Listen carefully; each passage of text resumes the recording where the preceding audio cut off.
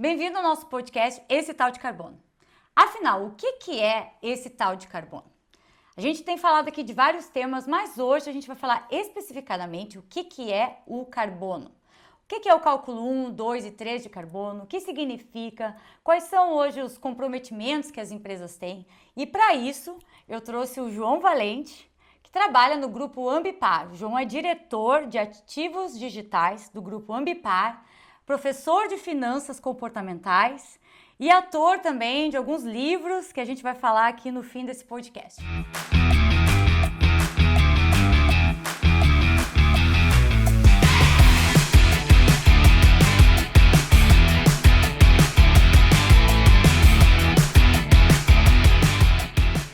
Ninguém melhor para falar de carbono do que o João, que entende bastante, trabalha diariamente com esse assunto, e a gente vai falar de prática, porque o João, ele é professor e ele adora explicar de um jeito simples para a gente entender. Afinal, o que é esse tal de carbono? Bem-vindo, João. Obrigada por estar aqui com a gente hoje no podcast.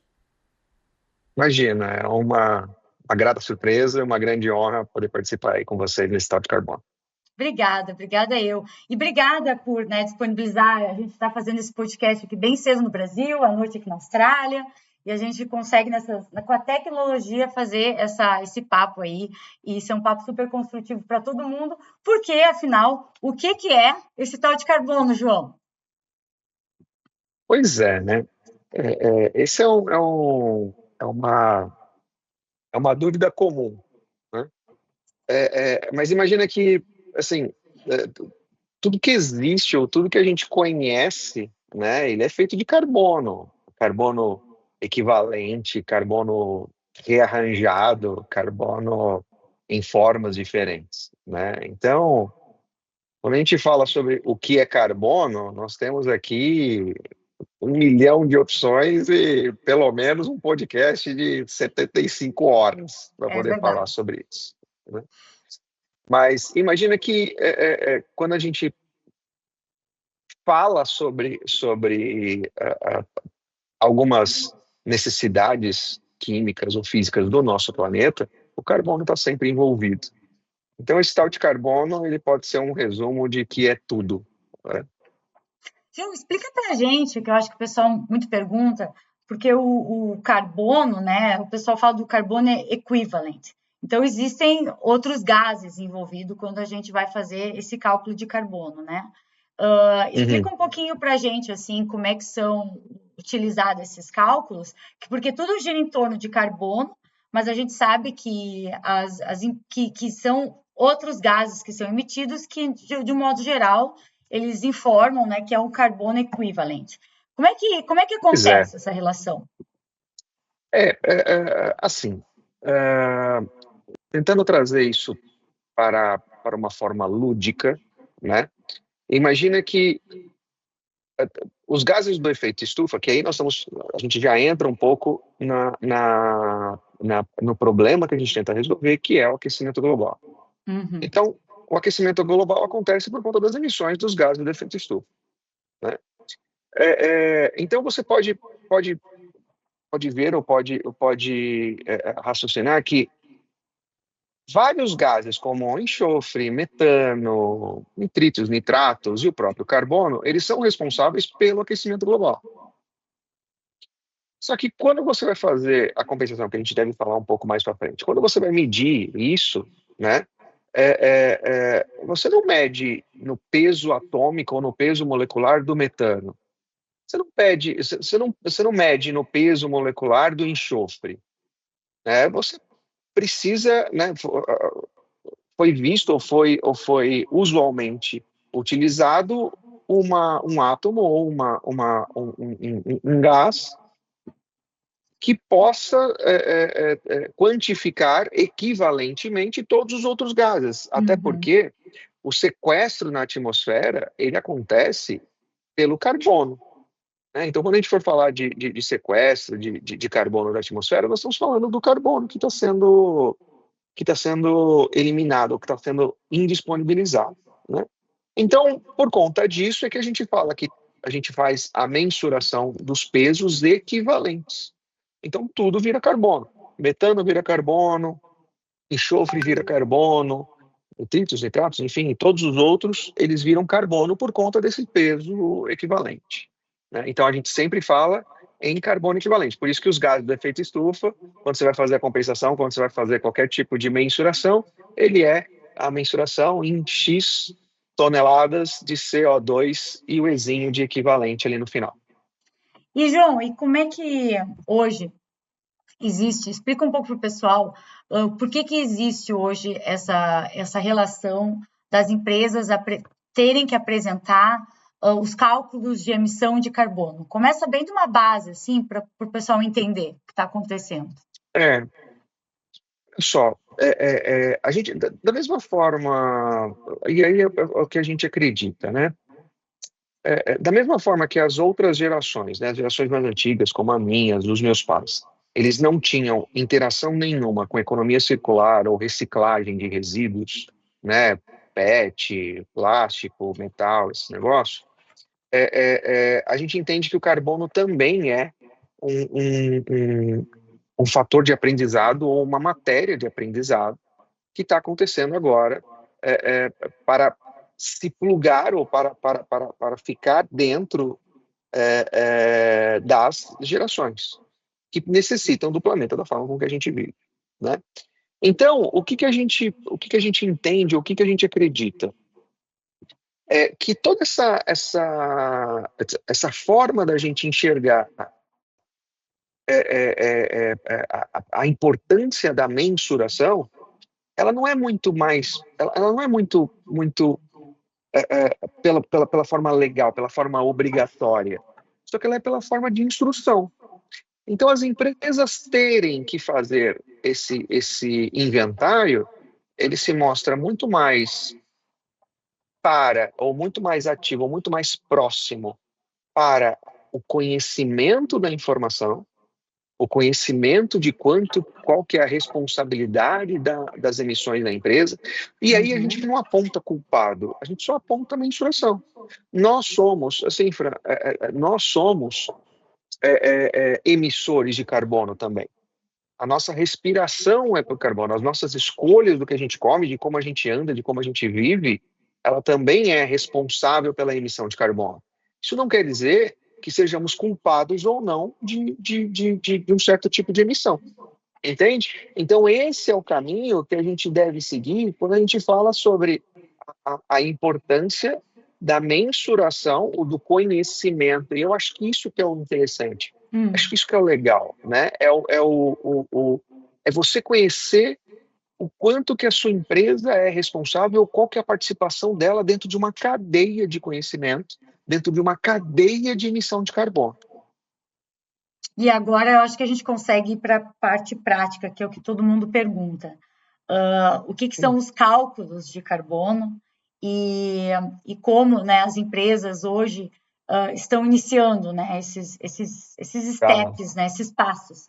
Porque acho que é importante a gente explicar para o pessoal que existem os scopes de carbono. E aí o João vai entrar um pouco no 1, no 2 e no 3, e hoje as empresas têm que calcular. E sempre gera aquela dúvida, mas como é que calcula? Como é que eu vou calcular o carbono? Da onde vem o carbono? Então, hoje é uma aula bem prática mesmo, né? Uma aula, digamos, podcast. É quase uma aula, né, João? Bem prática, para explicar esse beabá do carbono. E a gente podia ir para vários assuntos aqui com o João, né? O João tem uma série de assuntos que a gente pode discutir, mas hoje vamos falar do beabá do carbono. Então, explica para a gente, João, no início aí, ó, uma empresa chegou, precisa entender como é que acontece. A importância é assim, olha, a gente precisa ter padrão, e isso que foi estabelecido ou convencionado, né? É o padrão para os cálculos de emissão. Porque senão nós vamos ter empresas com as metodologias próprias que precisam ser avaliadas e a gente não existe um padrão, não tem como comparar. Ou aí você não tem como compensar, como corrigir, como devolver isso para a sociedade, vamos dizer desse jeito, como informação, né? E aqui nós estamos falando de informação somente, o informacional, né? Então, existem algumas metodologias pacificadas ao redor do mundo. E quando a gente fala em aquecimento global, nós estamos falando de algo global mesmo, de algo mundial. Né? Não tem diferença na emissão de carbono aqui do Brasil ou aí da Austrália. Né? O aquecimento global ele é para todo o planeta. Ele é a responsabilidade, ou ele é um fator responsável por todo o planeta. Né? Então, é diferente da poluição que você trata isso localmente. Né? Mas, então existem algumas metodologias. SBTI, o JG Protocol, que é o GHG protocolo, ele é o mais pacificado, ele é o mais utilizado. Né? E dentro do GHG, existem metodologias e formas da gente poder identificar quais são as responsabilidades da companhia e quais são as responsabilidades da cadeia de supply, né? Tanto upstream quanto downstream. Então, no caso do GHG, e aí a gente está falando um pouco mais do protocolo de mensuração do GHG, existem fatores por emissões previamente estabelecidas que já vai te falar, olha, o litro de combustível queimado, de gasolina, no composto da gasolina queimado pelo veículo, ele tem um fator de emissão, ou seja, ele tem uma contribuição no aquecimento global de X quilos ou X toneladas de carbono, seja ele uma fração ou não. Né? E aí, para poder ter uma metodologia pacificada e que todos estejam na mesma régua, né, existe a diferença de contabilização como se fosse uma diferenciação de responsabilidades, que é o escopo 1, 2 e 3 do GHG. Né? Aí entrando um pouco mais a fundo, né, ou falando um pouco mais sobre as responsabilidades. O escopo 1, ele tem praticamente as responsabilidades da emissão da própria empresa. Então, como é que a empresa utiliza os seus recursos naturais? Se for uma indústria, como é que utiliza a matéria-prima? Se for uma empresa de serviços, como é que utiliza os recursos para executar os serviços? Se tiver veículos, se for de transporte, se for de aviação, né? Como é que utiliza, se for de aviação, como é que utiliza o combustível utilizado na aviação? Como é que utiliza, qual que é a eficiência disso dentro da companhia em si? Se for uma empresa de cadeia logística, numa linha de entregas, como é que pode substituir o combustível fóssil ou por combustível renovável, etanol, GNV ou elétrico? Se a linha tem, a gente entra até um pouquinho mais lá para frente, como é que a gente como é que essa responsabilidade moral ela se prevalece da responsabilidade legal. Mas enfim, então o escopo 1 ela tem a ver com o segmento que você está executando, ou um segmento que a empresa está trabalhando, e como é que se lida isso dentro da responsabilidade da empresa, né, dos recursos que a empresa executa, ou que a empresa oferece. Né? Na internet tem várias imagens didáticas sobre as diferenças do escopo, fica até mais fácil de dar um Google aí. Né? O escopo 2, ele tem somente a mensuração da matriz energética. Então, qual que é a fonte da sua energia? Né? Diferentemente de uma discussão que a gente já teve em sala de aula, inclusive, sobre a energia que eu carrego o meu carro, ela é do escopo 2? Cara, depende. Depende se esse carro vai ser destinado para entrega ou se esse carro é destinado para a movimentação dos funcionários. Né? Então, percebe que há uma conotação subjetiva, e o treinamento e a necessidade de você ter uma aula disso, um curso disso, uma especialização nisso, ela vai fazer totalmente a diferença quando você vai fazer essa mensuração, quando você vai entregar um relatório, um inventário para compor o relatório de sustentabilidade. Né? Então, a matriz energética aqui do Brasil, a gente conhece, a nossa matriz energética é mais de 90% renovável. né? Na Europa, você tem uma grande parte de combustível fóssil ou de carvão, né? De geotérmicas, de usinas nucleares, né?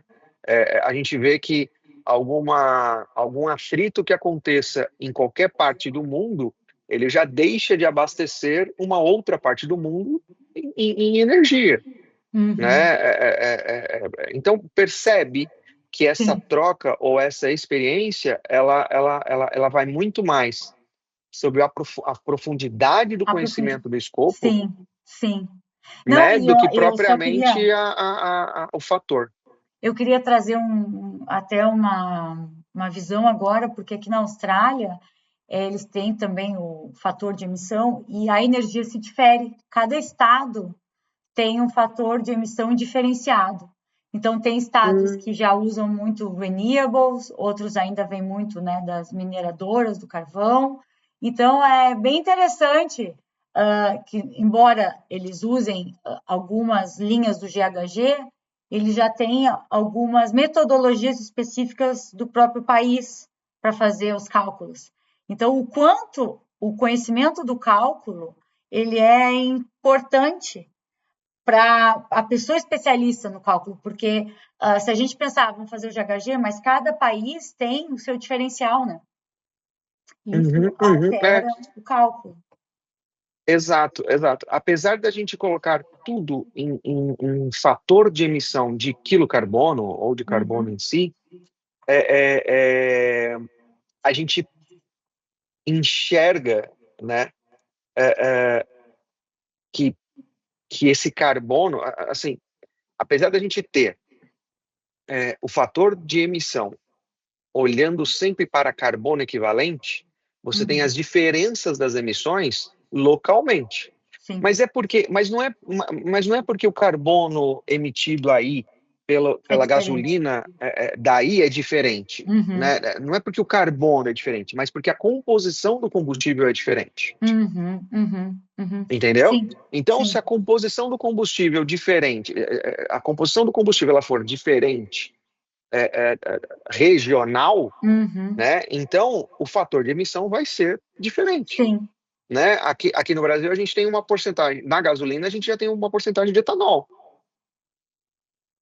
né? Então, o fator de emissão é da mesmo, é gasolina diferenciado, é aqui, diferente. ele é diferente dos Estados Unidos, que a octanagem é de 93, Sim, por sim, exemplo, 88, 93, dependendo da gasolina que você põe. Né? uhum, Aqui acho que 80, 78, enfim, 82, posso estar errando porque eu não sou especialista nisso, mas a sim, octanagem ela vai fazer a diferença, inclusive desse tipo de composição. Entende, Fran? Então essa movimentação do fator de emissão ele é por conta disso. E a mesma coisa do fator de energia. Então, quando a gente está falando do escopo 2, né? Então, o fator de emissão no escopo 2 da Austrália, ele é diferente da Europa, né, da União Europeia, da uhum, Espanha, uhum. de Portugal, né, entrando na União Europeia, é diferente dos Estados Unidos, E é é diferente do diferente do Brasil, é Brasil, diferente da América do Sul, é diferente dos países da África, enfim. sim, Né? Então, por conta da matriz energética. Então, o escopo 2 ele vai analisar a matriz energética especificamente, e só isso. uhum. Né? E aí a gente vem para o nosso grande Nossa, problema, que é o escopo 3. que é o 3. Fala um pouco do 3, João. O Scope 3 ele se divide em 15 categorias. Acho que não precisa ir nas 15, João, mas fala um pouco assim, Até porque eu não sei de cor, né? Eu não sei as 15 categorias de cor. mas fala um pouco delas e eu acho que traz para a gente, João. Eu estou falando aqui, ali, mas vou falar aqui para a câmera, para o pessoal.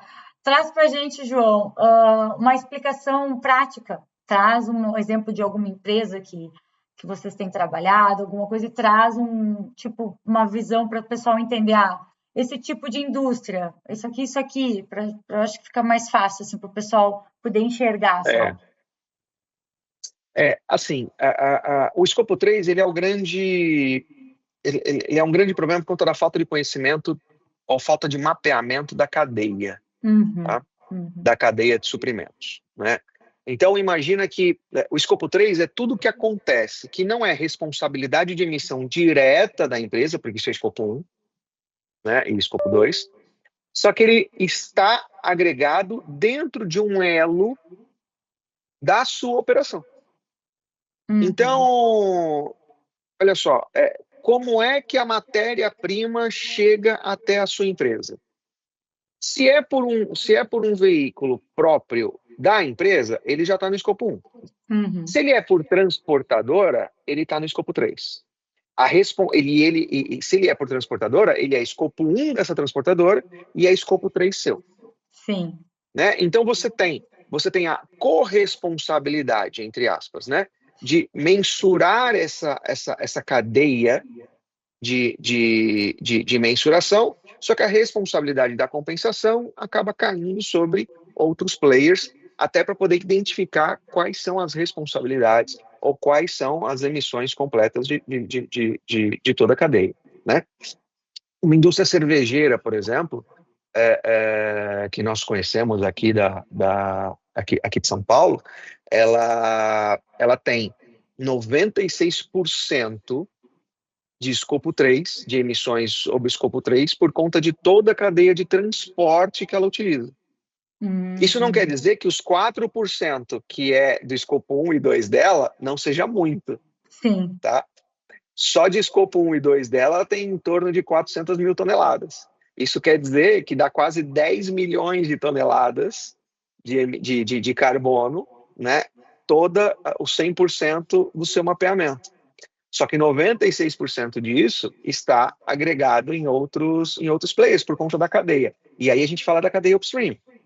Cadeia upstream não é só o seu antecessor direto. Né? Você tem o antecessor do antecessor, o antecessor do antecessor do antecessor, e assim vai voltando dentro dessa cadeia, tanto para cima quanto para baixo. O downstream. Então, na hora que eu entregar a mercadoria para o distribuidor, acabou? Não. Ela vai até para onde a sua embalagem vai no consumidor final. Até o fim de vida daquela embalagem, né? O ciclo de vida dela. Né? Exato. Até a embalagem, sei lá, o frasco de shampoo virar pellets de novo para poder se transformar num novo frasco de shampoo. Sim. E eu acho que é interessante tu trazer, João, essa visão, porque quando a gente fala dessas novas legislações, regulamentações que estão chegando, eu sempre explico, né? Existe uma cadeia, um efeito dominó. Eu sempre falo essa palavra até no podcast, porque eu falo, o dono do supermercado, que ele vai começar agora a apresentar as métricas dele de carbono, o scope 3 de emissão dele é os produtos que estão lá dentro do supermercado. Então, por isso dessa cadeia que vai começar a todos serem afetados, né, de alguma forma, de terem que apresentar o que estão fazendo, porque um traz o outro, o efeito cascata, né, do direcionamento. Por isso que a especialização disso e uma robustez acadêmica, né, sobre a forma de você analisar os escopos ou analisar as responsabilidades, ela faz toda a diferença quando você entrega um inventário, quando você entrega um relatório de sustentabilidade. E tu percebe, então, João... Assim, pode falar, desculpa, João. O exemplo, imagina, o exemplo do... A gente tem um delayzinho, então tá fácil. Tem. Então, assim, a gente percebe que nesse exemplo do supermercado, né? A sacolinha do supermercado que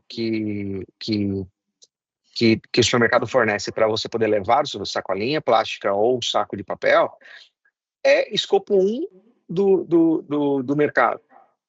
Né? Só que a forma com que a sacolinha chega até o mercado, ele é escopo 3 do mercado e é escopo 1 da indústria que produziu o material. E aí é escopo 1 da indústria que produziu o material, se for de plástico, o petróleo, os derivados do petróleo para poder produzir o filme, para poder produzir a sacolinha plástica e assim por diante. Então, olha como essa mensuração, ou esse estudo da cadeia, ele é importante. Ele é totalmente importante. E é isso que eu ia te perguntar, porque o como tu vê o profissional dessa área, né? A especialização dessa área, o conhecimento dessa área, o quanto tu vê que cada vez mais vai existir a procura por profissionais que saibam fazer esses cálculos.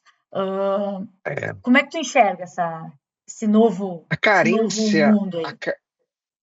a carência do mercado sobre profissionais que saibam fazer as emissões ou que entendam, que sejam especialistas em inventário, ela está muito escassa. Né? Esses profissionais, sejam eles engenheiros, administradores, ou economistas, ou qualquer outro tipo de profissão que esteja ligado a uma forma de mensuração, né? Estatística, matemática, enfim. Né? Você entender, apesar de existir uma fórmula de bolo para você poder cadastrar as mensurações no GHG, por exemplo, você ainda precisa da sensibilidade e do amparo acadêmico do profissional para poder te trazer a informação do que é correto. Uhum. Né? O propósito é sempre um compromisso de redução de emissões.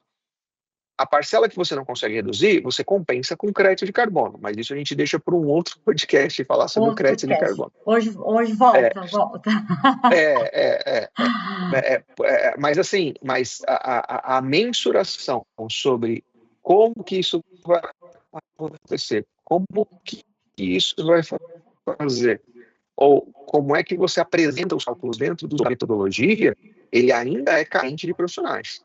Né? Tanto que existem cursos robustos, né? como vocês,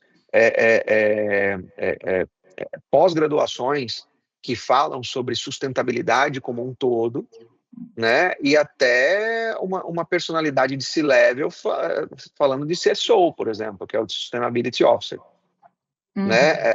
Ligados para as oportunidades de negócios dentro da sustentabilidade. Então, a sustentabilidade ela deixa de ser simplesmente um departamento que gera custo, que gera despesa dentro da empresa, né, e passa a enxergar oportunidades para poder agregar o valor do negócio. E tudo começa com a mensuração básica de quanto que uma empresa emite carbono.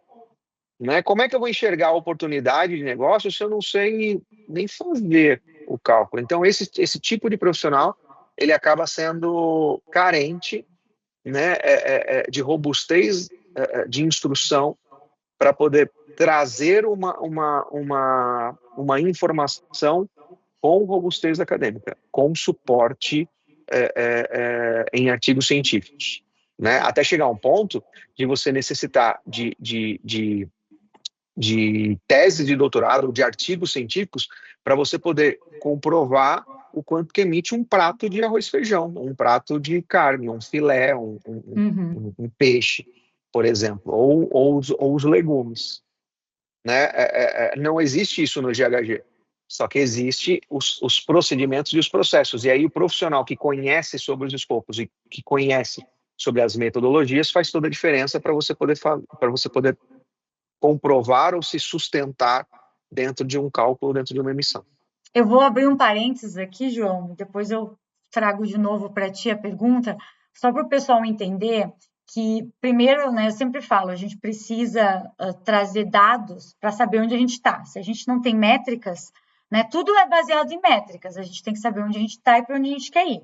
Para isso, a gente precisa de indicadores, a gente precisa traçar KPIs. Então, ponto. Onde a gente está? Para a gente poder avaliar onde a empresa está e onde ela quer chegar, existem metodologias. E cada empresa vai seguir aquela metodologia ou aquele comprometimento, né, que está, de alguma forma, mais envolvendo as prioridades dela. Por exemplo, a Austrália, ela tem os comprometimentos aqui de chegar a net zero em 2050. E já mostra que até 2030 ela tem comprometimentos de reduzir em 75% a emissão. Então, o que as empresas estão fazendo? Como eu vou de agora, que é um baseline, né, que a gente cria, uma base, né, isso pode explicar, e o que eu vou fazer agora anualmente para ir reduzindo, para chegar até esse ano e reduzir, chegar a 75% de redução. Então, só para o pessoal entender que tem que existir um método, uma metodologia. Para isso, os profissionais, eles precisam entender essa dinâmica até para saber, calculamos, está aqui, como agora você pode chegar até lá, né? Isso é um envolvimento anual e também mensal até da empresa analisar esses dados para ver se realmente está acontecendo essa redução que envolve vários stakeholders, né, da empresa. Uhum. E aí, João, eu queria só trazer esse papel de stakeholders, porque a pessoa ela não precisa ter uma especialização, né, em áreas de finanças, embora tenha que entender um pouco de como tem que gostar de números para começar. E a gente vê muito, né, já os contadores começarem a ter essas discussões também. Eu vejo que já estão começando a ter cursos, a gente tem começado a discutir esse assunto. Então, o próprio contador hoje tem visto que ele não pode ser só mais um contador, porque as empresas também vão começar a pressionar ele para poder saber esse tipo de informação. E pessoas, né, que gostam de números, eu digo, tá aí uma oportunidade maravilhosa de aprendizado para um novo, né, uma nova profissão que vem, que está cada vez mais surgindo. Que traz uma visão aí, no geral aí. Assim, isso corrobora muito. Você não precisa ser nenhum especialista em finanças, economia, engenharia, em contabilidade. Não precisa, né? Você precisa conhecer os métodos e se aplicar aos métodos, né? A gente entende, ou a gente vê que uma classe está se mobilizando, né? Como a dos contadores que você falou. Ele está se mobilizando porque é mais natural do dia a dia dele realizar esses cálculos, porque ele já faz os cálculos dos seus balanços, ele já faz os cálculos das companhias de quanto de demonstrações financeiras. Então, por que não fazer demonstrações carbônicas? Né? Nem sei se existe isso, mas por que não trazer ou agregar quanto a isso? Porque é o dia a dia dele, né? Só que veja, as oportunidades para você poder ser especialista em inventário ou especialista em metodologia como GHG é o que tem, é o que está aí. Né? Então, existe aí uma oportunidade, por conta da necessidade do mercado, existe uma oportunidade de especialização e uma oportunidade profissional. Né? E aí sim você tem uma forma de especialização. Então, não é à toa que quase todas as universidades do mundo estão olhando para isso. Né? Só que você não precisa ser, como você já disse mesmo, né? Você não precisa ser um profissional especial. Você não precisa ser engenheiro ambiental para poder fazer cálculo de inventário de emissão. Sim. Né? Você precisa conhecer e você precisa ler, você precisa se instruir, você precisa se amparar dentro das normas técnicas e fazer o cálculo decentemente. E o que está acontecendo muito, João, eu acredito que em todo mundo, é que as empresas, né, elas estão iniciando essa jornada de sustentabilidade, de ESG, né, ambiente, social e governança, e elas não têm, às vezes, papéis dentro da empresa de pessoas que estão já trabalhando nessa área. E eu noto que as empresas direcionam algumas pessoas que já têm alguma tendência a trabalharem em iniciativas dentro da empresa. Tu agora é o head de sustentabilidade, tu é o gerente de ESG. E eu percebo que, às vezes, as pessoas, independente se elas não estão tão específicas ainda em certos assuntos, ter uma visão geral de um todo, ela é muito importante, porque a pessoa ela só vai saber realmente o que está sendo feito se ela tiver um entendimento, né? Eu vejo muitas pessoas de RH também. Agora o RH vai ter uma pessoa responsável para discutir sustentabilidade. Aí a pessoa fica meio caindo de paraquedas, assim, o que eu faço, meu Deus? Então eu sempre falo, começa a entender um pouco desse universo, né? E eu tenho certeza que o carbono é um universo super importante que é um start, né? Assim, isso é muito pessoal, né? Mas eu acho que o primeiro passo para você poder conhecer, ou para você poder, assumir a área de sustentabilidade. Beleza. O que nós vamos fazer? A primeira coisa é fazer um curso sobre mensuração de carbono. Uhum. Aí depois vai para a parte, porque o ESG hoje ele tem tantas aplicações, né, que você, para poder se tornar um especialista nas três letras, né, você vai demorar muitos anos, né? Então, por que eu falo do carbono primeiro? Porque primeiro que é o passo inicial para você conhecer qual que é a sua posição dentro de uma empresa, né? Não estou falando a sua posição pessoal, estou falando qual que é a posição da empresa dentro do nicho, da empresa dentro do mercado, tá? Qual que é essa posição, né, sobre as emissões. E isso vai começar a te abrir a mente, não só para o carbono, não só para as emissões ou para o cálculo de carbono, mas isso vai começar a te abrir a mente para você poder enxergar um pouco do social, enxergar principalmente a governança, entende? Então, não estou falando que as outras ODS são melhores ou são piores, não, de jeito nenhum, cada um tem a sua importância. É que o carbono, ele te abre um conhecimento para você poder entender melhor as outras ODS e a importância de você poder fazer tudo interligado, né? Então, a necessidade o primeiro passo para você poder enxergar essa cadeira de sustentabilidade é você olhar para a sua empresa como um participante dos processos emissores de carbono em todo o planeta. E lembra que o foco é preservar o planeta do jeito que a gente conhece, né? Porque Sustentabilidade, né? senão Não afetar as gerações senão o planeta vai futuras. deixar de existir, a gente deixa de existir, vai virar tudo Mad Max e assim por diante, né? Então, o conhecimento ele é fator primordial. Eu vou explicar só um detalhe para o pessoal. ODS significa Objetivos de Desenvolvimento Sustentável, que a gente fala aqui na Austrália em inglês, né, os SDGs, Sustainable Development Goals, só para o pessoal entender. Então, o João provavelmente deve estar falando do objetivo 13, né, que é o de Sim, climate, né? o climático. Então, Isso, existe uma isso. agenda, são 17 objetivos, e o João está linkando esses objetivos. A gente pode um dia falar só das ODS, que eu sei que o João As também ODS. gosta bastante de falar. Hoje a gente vai falar, volta para carbono. Mas uma coisa que o João falou, que eu acho que eu vou trazer só um adicional, que eu acho que tem tudo a ver.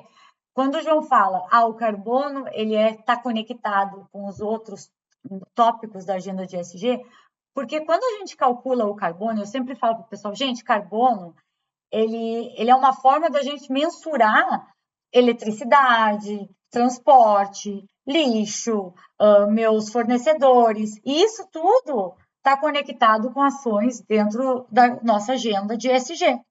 Então, quando a gente vai analisar qual é o carbono de um pacote que vai para o aterro sanitário, é o pacote. Vamos pensar assim, gente, é um pacote que está indo para o aterro sanitário e ele está emitindo carbono e ele está também se degradando e tem plástico, e esse plástico ele gera microplásticos que come o bichinho e o bichinho sai e ele pode... Então, assim, está tudo conectado, gente. Então, quando eu acho que é isso que o João quis explicar. E Exato. eu sempre falo, tudo é circular, as coisas são circulares, nós não somos lineares, nós somos circulares, né? A gente nasce, morre, tudo é circular. Então, é isso, né, João? Serve de adubo para outros, É né? verdade, é verdade. É bem isso. A ideia desse podcast, a gente quis fazer um podcast, vai fazer um podcast bem curto, porque a ideia é a gente trazer um beabá e começar aos poucos a falar mais sobre carbono. Eu acho que a ideia hoje era trazer uma visão geral que existe em Scope 1, 2 e 3, acho que o João explicou, também dessa novo mercado, né, que existe de opções de profissionais, de dados de tecnologia, porque tudo está conectado também à tecnologia, como é que a gente pode usar a tecnologia para beneficiar esses cálculos. E, João, a gente pode ficar horas aqui conversando, mas hoje vamos Pode. voltar só para o carbono e a gente vai já indo para as questões finais aqui. Dá uma dica para o pessoal. O que tu acha que tem que ser um empresário que tem uma empresa? Vamos também pensar numa empresa média, pequeno porte. O que tu acha que tem que ser ele não está ainda sendo, né, atingido por uma lei, mas ele já está ouvindo burburinhos, que pode ser que venha uma regulamentação, ou ele é o fornecedor de uma empresa grande que ele já está ouvindo que essa empresa está começando a pedir algumas informações que não pedia antes para ele. Qual é a tua dica? O que tu fala assim para iniciar? Então, pois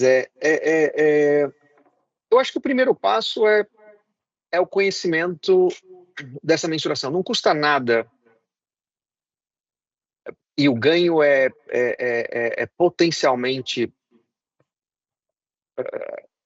reverso ao preço de um curso ou ao custo de um curso, né? Você saber qual que é a sua emissão de carbono, né? Então, não custa nada, isso traz informação, isso traz amparo para você poder tomar qualquer tipo de estratégia comercial, estratégia, sei lá, negocial, até falando que sua empresa ela é X% sustentável, ou sim ou não, ou nesse perfil, ou nesse viés, entende? Então, eu acho que sendo atingido pela lei ou não, a informação, você saber, você fazer o mínimo inventário de emissão dos gases de efeito estufa, ele é primordial para você poder falar sobre sustentabilidade.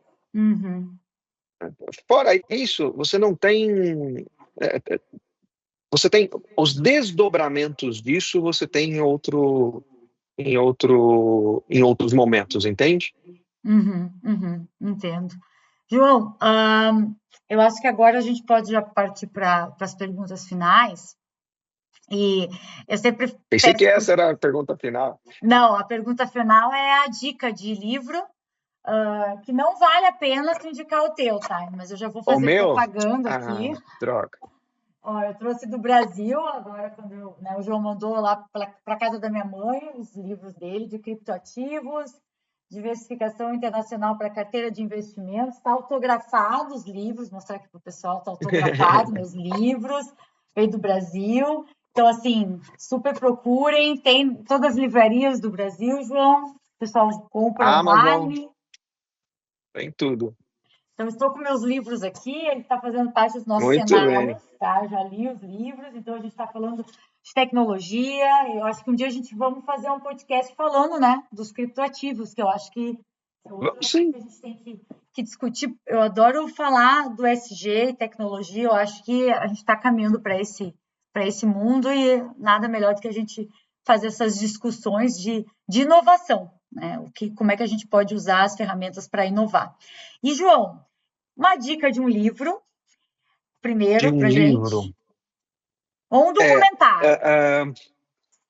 Então, eu acho que tem os documentários no streaming, eu só não lembro qual que é o streaming, tá?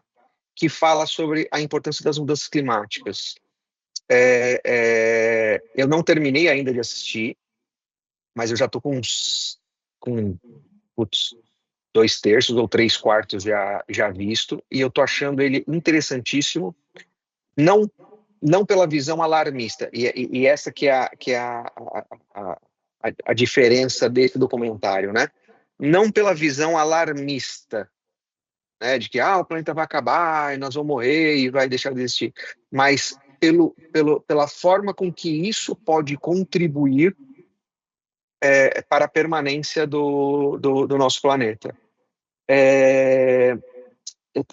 Eu acho que o nome em português é Mudanças Climáticas, eu acho que é simples assim, né? Tá. Só que eu não lembro qual que é o streaming, Depois tu me mas é só manda buscar. e aí eu coloco Mando e você publica aí. nas Isso, descrições do podcast para o pessoal saber. sim, sim, E, sim, sim. João, eu sempre finalizo perguntando o que para ti é ser uma pessoa trailblazer, uma empresa trailblazer que é pioneiro, inovador? O que tu enxerga? Assim, ó, não é uma resposta simples. Eu vejo, né? Não é uma resposta simples. Mas olha, a inovação, ela está diretamente ligada à forma com que você faz as coisas que já existem ou a criação de coisas que ninguém nem sabia que precisava. A gente vê que, ao passar das gerações, essa necessidade de você ser mais eficiente, de você ser mais eficaz, ela está muito mais aflorada. Então, essa forma de você ser inovador, primeiro que a inovação, o pioneiro da inovação, né, o trailblazer, ele bebe água limpa, porque chegou primeiro. Então, obviamente, você dita regras, você dita o mercado e você corrobora dentro de um ambiente, seja ele dentro da empresa, ou seja ele no mercado como um todo, ou seja ele fora, dentro de uma sociedade, né? Agora, a gente vê que a necessidade por profissionais mais especializados tem muito mais oportunidade do que profissionais generalistas. Então, ser inovador não só para si, também para a empresa, requer resiliência, requer investimento em conhecimento, requer inovação tecnológica, né? Então, a eficiência, os estudos, os testes, né? Ninguém lança um produto sem testar, né? E o teste é inovador, né? Então, eu acho que não tem uma resposta objetiva para essa pergunta, né?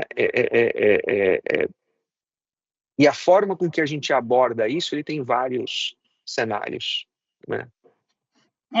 Eu acho que a gente pode fechar esse podcast falando que esse tal de carbono é algo muito para muita gente, né? Esse tal de carbono é o que está fazendo as pessoas, né? Muitos profissionais reaverem novas profissões e entender que o mundo muda, que antes o que não era importante hoje é, né? E geralmente pessoas quando iniciam uma ideia, quando começam, né, a fazer algo diferente, causa impacto. Isso é normal.